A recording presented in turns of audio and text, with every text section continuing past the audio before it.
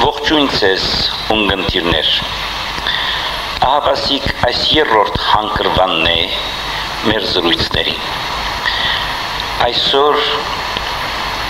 իմ խոսքի ուշադրության, մտահայեցողության և ձեզ հետ հաղորդակցության կենտրոնը ուզում եմ անել մարդ էակի հասկացողությունը։ Ավելի ճիշտն ասած, մարդու ինքնահասկացողությունը, ինքնըմբռնումը։ Անցնող երկու զրույցների ընթացքում մենք խոսեցինք Աստծու մասին, խոսեցինք Աստծու քրիստոնեական հասկացողության մասին և այսօր ուզում ենք խոսել, որ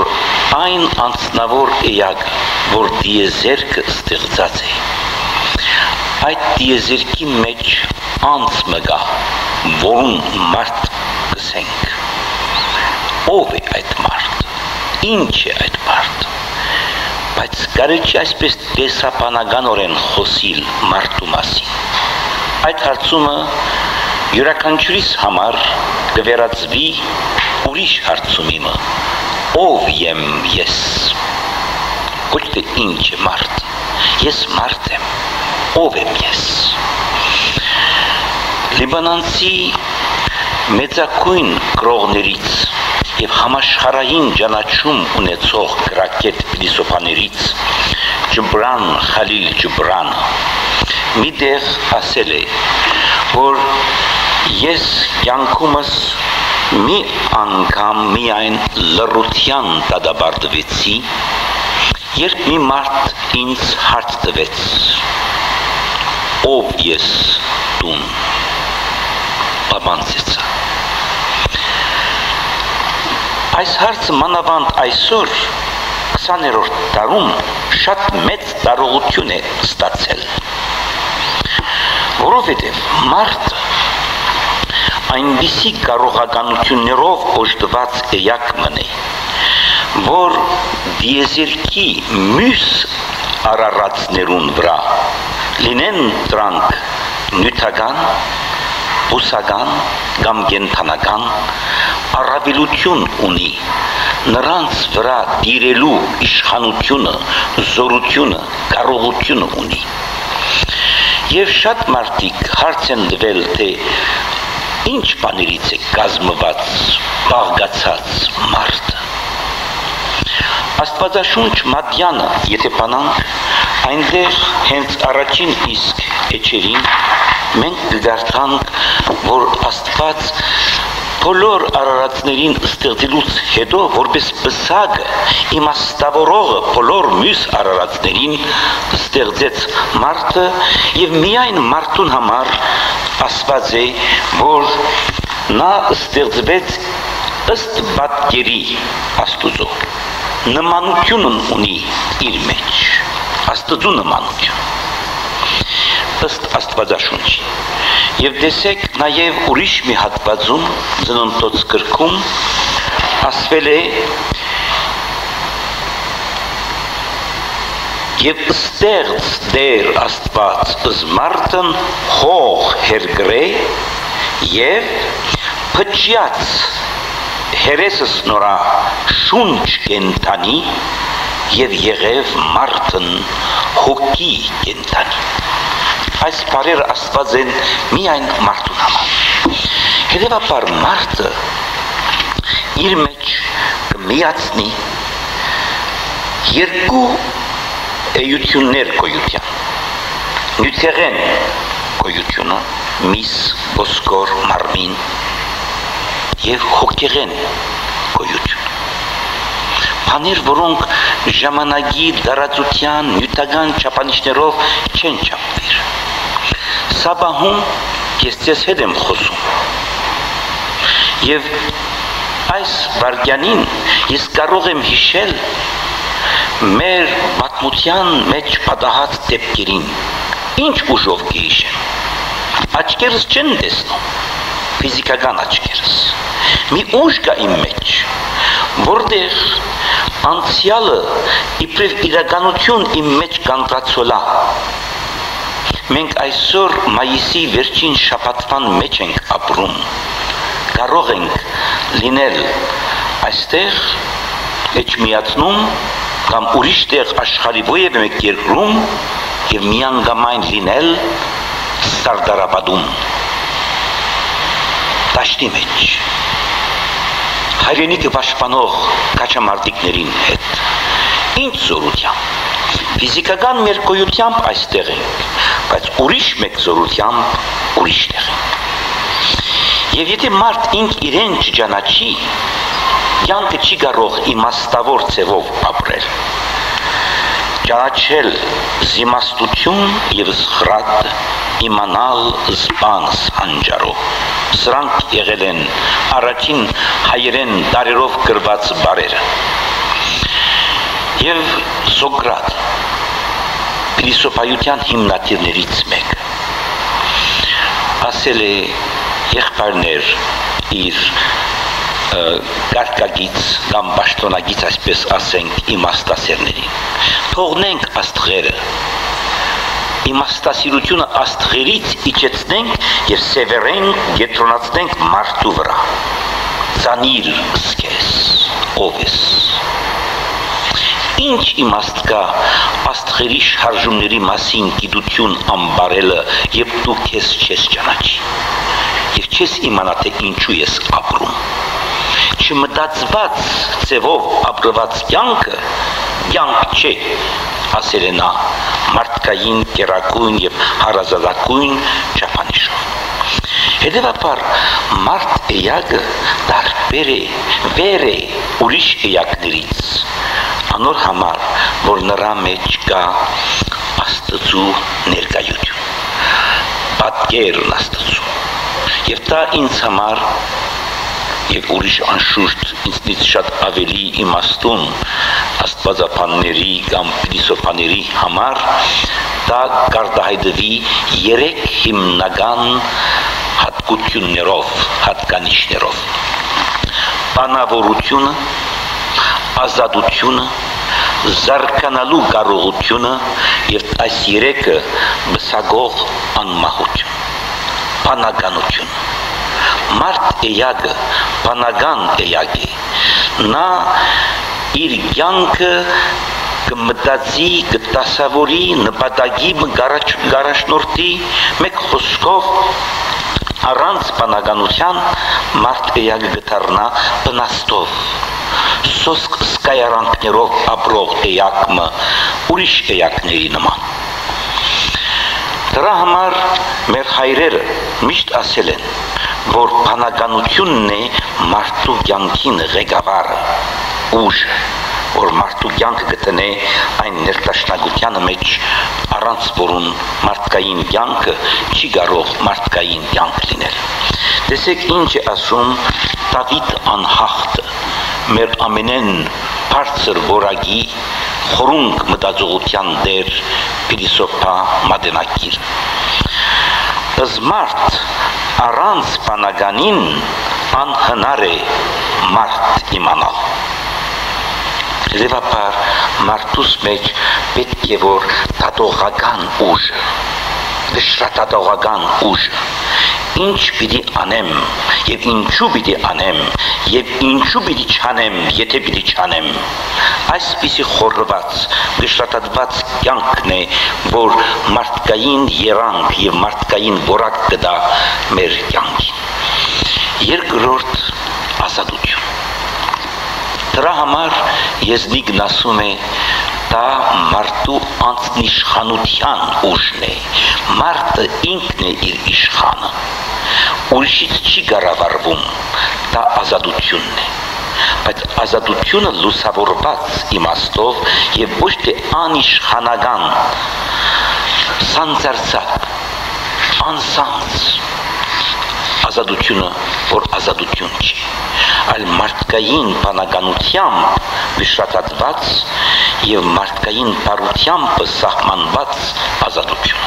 Տեսեք, նույն հեղինակն է,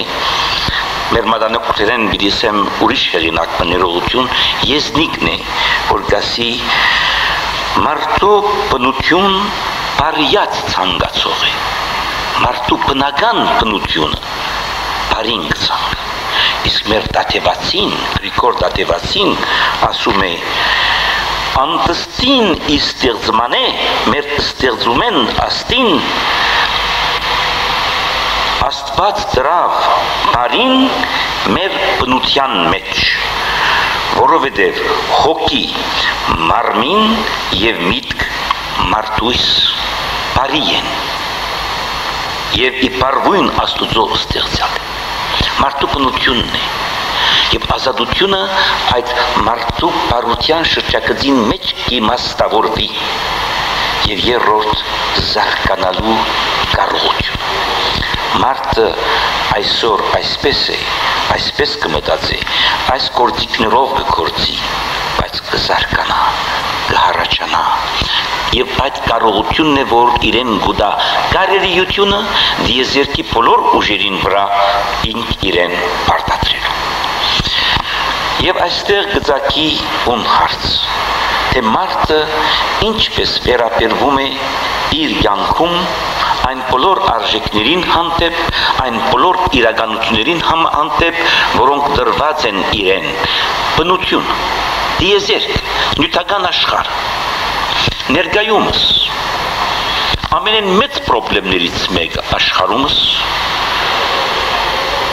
կենսամթնոլորտի հարցն է։ Մենք ինչպես վերաբերվում ենք դեպի բնությունը, դեպի ծառը, դեպի հողը, դեպի քարը, դեպի այն բոլոր բնական ուժերը, որոնք մեր կյանքին համար անհրաժեշտ են, փճացնում ենք, մսխում ենք, ինչի համար ենք գործածում։ Ես չեմ կարող մոռանալ այն խոր փիլիսոփայությունը, որ առանց բարի արտահայտվում էր իմ մեծ մայրիկի կամ իմ մոր ինձ հանդեպ ցույց տված վերաբերումին մեջ։ Դուք հիշեք վստահ եմ, որ մեր հայրերը ինչ կասեին, եթե մի պատար հաց գետին ինար, կասեին վերցրու, մաքրիր, կեր, հացը, բնության բարիքն է քեզ, դու իրավունք չունես Աստուծո բարիքը չարաշահելու, հումբեդս գործածելու, մսխելու։ Դա բնության հետ, Աստուծո տված բարիքների հետ մարդու վերաբերումին հետ կապված են։ Ինչպես ենք գործածում առարկաները, մաքրություն, այս բոլորը մարդու ինքնահասկացողությունից կախում ունի, թե ես ով եմ և ինչու այսպես պետք է վերաբերվեմ և ոչ թե այնպես։ Եվ մարդ էակը իր այս բանականությամբ, ազատությամբ, զարգանալու կարողությամբ եղել է դիեզերքի բսակը։ Բայց այսօր այդ մարդը այնպիսի մի ուժ է դարձել, որ կարող է և ոչ թե դիեզերքի բսակը լինել, այլ դիեզերքի քանդարարը լինել։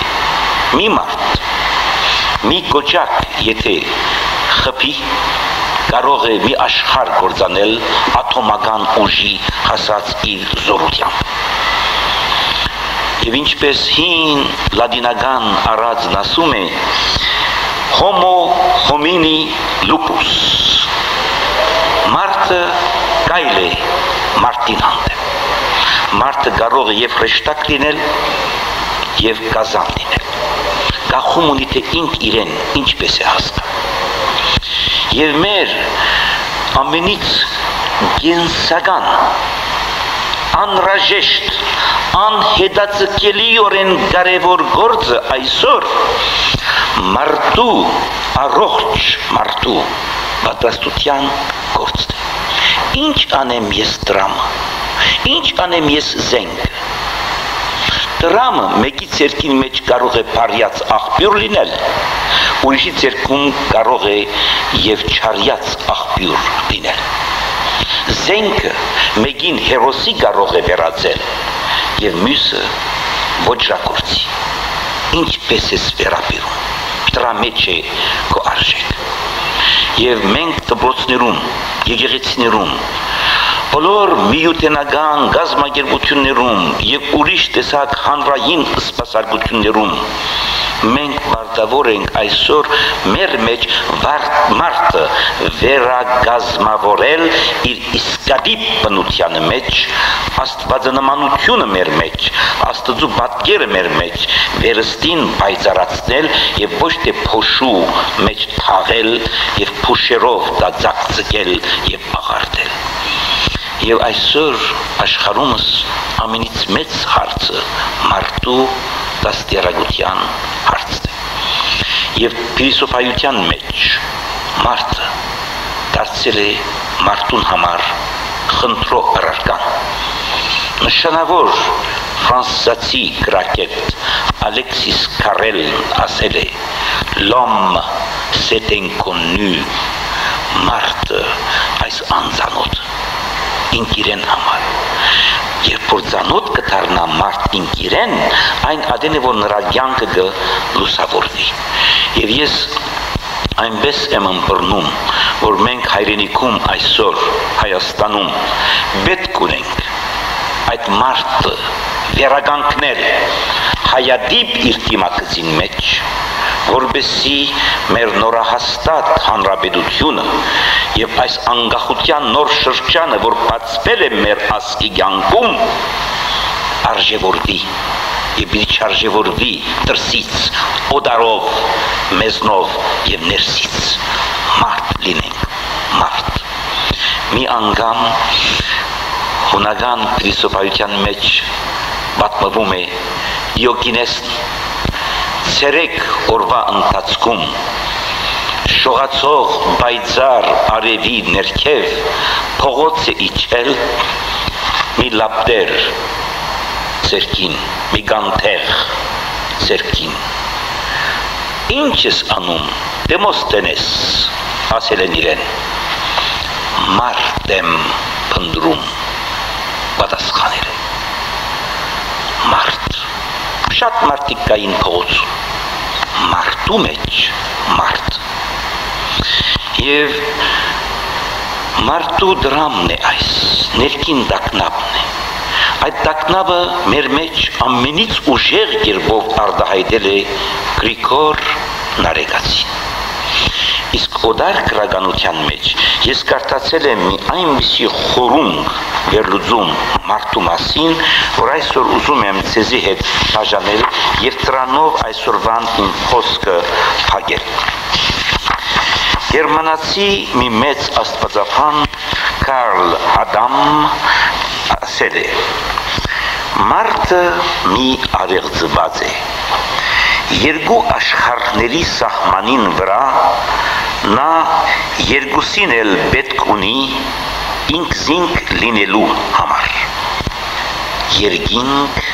եւ երկիր, ժամանակ եւ հավիտենություն, իր մեջ, մարդու մեջ իրարու կհանդիպեն։ Երկրային իրականության այնպիսի գետի մի վրա, որ առած գիտակցի իր թյուրապեգության ու գճանչնա իր արարիչ, որ կարտնա առաստված և որ ինքզինքը պատրաստ կսկա լսելու աստվածային սիրո հրավերը։ Մարդը հանդիպումն է երկնքի և երկրի։ Նյութական աշխարհ և հավիտենական ճշմարտությունը իր մեջ կհանդիպեն իրարու։ Եվ այսօր, եթե երբեք մենք ուզում ենք իսկապես այդ մարդին փրկել մարդկության մեջը, այն ադենն է, որ մարդկությունը կփրկվի եւ մեր հայրենիքը կփրկվի, եթե երբեք հային մեջ մարդը արտնցնենք եւ այդ հային մեջ մարդու գերբարը մաքրազարդենք, որբեսի մարդը լինի այն, ինչ որ Աստվածաշնչում Սաղմոսած գրքի մեջ ասվել է, հրեշտակներից մի փոքր պակաս, բոլոր էակներից վեր մարդն է ստեղծել։ Եվ մարդը այցելվել է Աստծուց Քրիստոսի մեջ։ Ով ես դու մարդ, որքան մեծ արժեք ունիս Աստծու աչքին, այդ մեծ արժեքդ ունեցիր դու քեզ համար, Եվ այդ է մեր փրկության, մեր զորության, մեր երջանկության, մեր հաղթանակի գաղտնի ճամփան։ Քայլենք այդ ճամփայից, հաջորդ անգամ ես կխոսեմ մարդու